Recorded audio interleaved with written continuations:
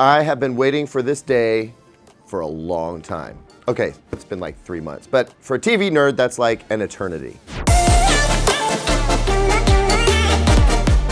Welcome back, everyone. I'm Caleb Dennison for Digital Trends, and today, if you didn't already figure it out, we're unboxing the Sony Master Series A9G OLED TV.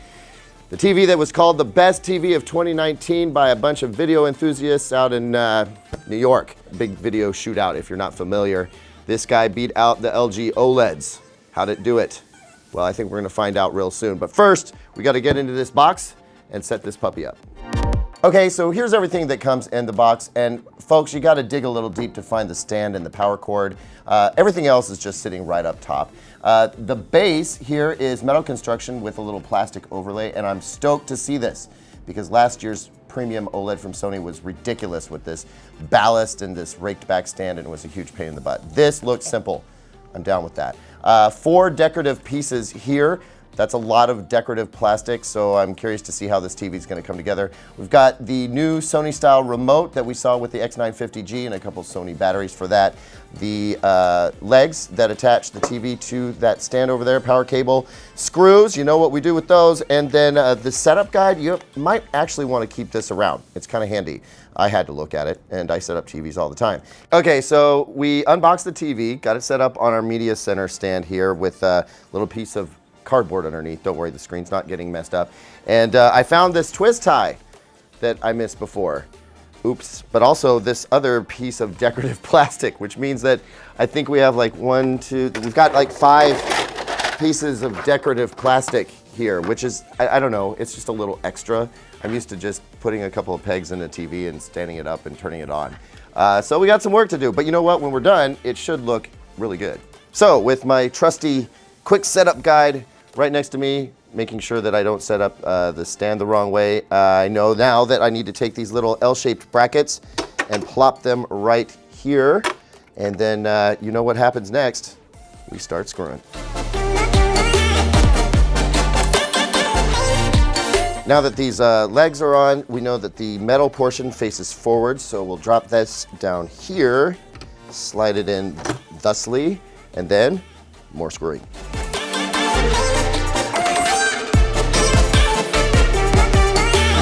Voila, we have a setup TV, and now we have our gratuitous back of the TV shot. And I don't normally spend a whole lot of time back here, but there's actually several things I need to point out with this television. So first things first, we got to get this plastic off, along with our child safety pamphlet. Thank you to the Consumer Technology Association for putting this out. If you don't read this, you're a bad parent, okay? TVs can be dangerous. Anyway.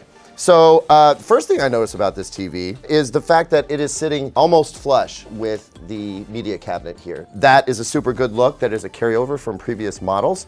There is just a little bit of space there, but really not much. You're not going to see it. I love that as a start for the design. A couple other things to point out here. There are 2, we'll call them subwoofers, because that's, you know, they're handling the bass for the sound of the television, and that's important. I'll tell you why in a little bit when we flip this guy around. And then I'm starting to see where those decorative panels are gonna go. Looks like one will go here, one will go here, one here, one here. There's a 5th one. I don't know where it goes yet, so I'm gonna have to look at the quick start guide again. All of our inputs in the L-shaped pattern, as I would expect right here. One thing, however, that you might not expect is this little speaker terminal output. You can actually connect speaker wires from your receiver here, and I'll tell you why in just a minute. Now we're gonna plug in the power cable, and not because I think you're dumb and can't figure it out for yourself. Obviously you're a genius because you're watching this channel, but because we're gonna talk about cable management. That is part of the reason that we have so many plastic pieces, is because the idea is that you're gonna route your cables down from the input bay, out through the back here, through these little clips, and then slap a few protective covers on to give this a really nice and clean look. Hey, look, we're all set up, and I'm pleased to report that it was definitely not a hassle to put in those decorative little plastic pieces. Not at all. And this thing slinging so low to the stand here definitely didn't pinch Riley and I's fingers when we were moving it around. Definitely not a pain. Okay, you're picking up on the sarcasm, aren't you? It was a little bit of a hassle, but yo, it is worth it. This TV looks fantastic. I really do like the look of it being so low slung to the media cabinet. And the footprint here is small, unobtrusive, kind of disappears. So it just looks like the TV is just sitting on the stand. What a clean look. And the profile is stupid thin, which you'd expect because it's OLED, but Sony's actually mitigated the bump out here fairly well. I think it's super sexy all the way around. What's that? You want me to turn it on? Okay, I'm sorry. No more delays. Let's take a look at this thing. Setting this TV up once you first turn it on is super simple. It's an Android TV, which means if you have an Android tablet or phone, you can use that device to set the television up. And that just speeds up the process of getting logged into Google and YouTube. Fewer button presses and you're off to the races. I was gonna show you that, but it's kind of boring seeing me, touch stuff on my phone. If you do wanna see it though, I'd advise you check out the Sony X950G unboxing and basic setup video. We'll put the link right up here. That shows the whole process if you're curious about what it looks like. Once you're logged in, this is what Android TV looks like. You may have seen this before. There are a few things that I do like about it in that it's very colorful and it's very interactive and it's fairly easy to find the stuff you want. You can put the apps in whatever order you want to right here, add as many as you want for the home app ribbon. Sony has a few things that it likes to recommend, and it does this based on your viewing habits if you allow it to. You can opt out of that. Also, as an Android TV, it's Chromecast enabled, so if you like to cast using your phone or tablet or even your PC, you can absolutely do that. And as far as the operating system speed, it's a lot like the X950G in that Sony built a processor that really handles Android TV well, and so it's super zippy. All that stuff I've said nasty about Android TV in the past, I take it back, but only if you're running it on a Sony with a really high-end processor. As for picture settings, I would have to say that this Sony TV is one where you absolutely can use one of the out-of-box settings and you're absolutely gonna love it. So by default, it comes in standard mode. I'm gonna bust that down to cinema, which will warm up the color.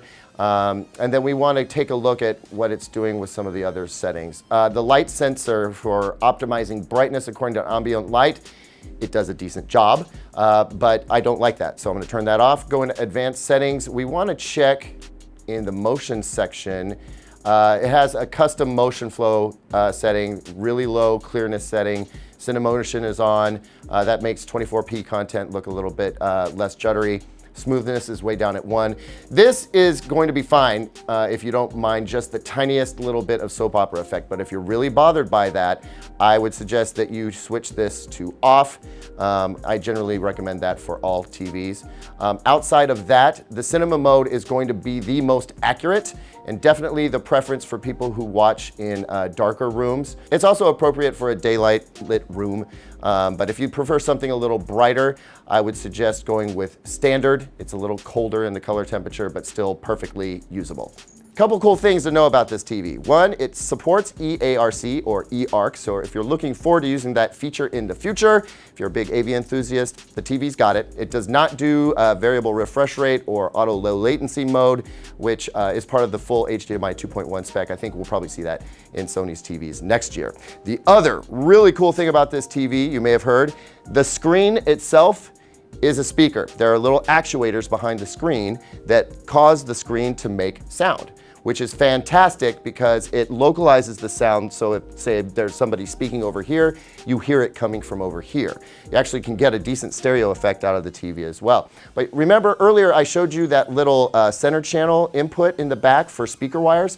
The idea there is if you're running a big surround sound system like we often do, and you don't want to have to use a center channel speaker that you put under the TV or above it or whatever, you can actually put the center channel signal from the receiver into the back of the TV, and the TV screen will act as the center channel. And it does a pretty stinking good job. With those two little subwoofers in the back that I mentioned before, you can get a big robust sound out of this TV. Lizards and snakes. I don't know what it is about 4K HDR demo footage, but it's just chock full of them. Weird. Anyway, this TV looks fantastic. And by that, I mean, even when it's turned off, it's a very elegant TV, super thin, very easy to use thanks to that chip that's running Android OS so well. Overall, I'm very impressed by the first impressions that I'm getting on this television. Now, I know you want me to talk about picture quality, but guess what? That's what the full review video is for, which I promise will be coming very soon. Hey everyone, thanks as always for watching. If you liked what you saw, hit that like button, definitely subscribe and hit that notification bell so you know when we're coming out with a new video. And hey, hit me up in the comments section. What kind of videos do you want to see with this TV? Do you want to see the LG E9 versus the Sony A9G? That's what I'm thinking. But if you have other ideas, let me know. As always, 2 videos over here we think you might like, and visit digitaltrends.com for the latest tech news and reviews.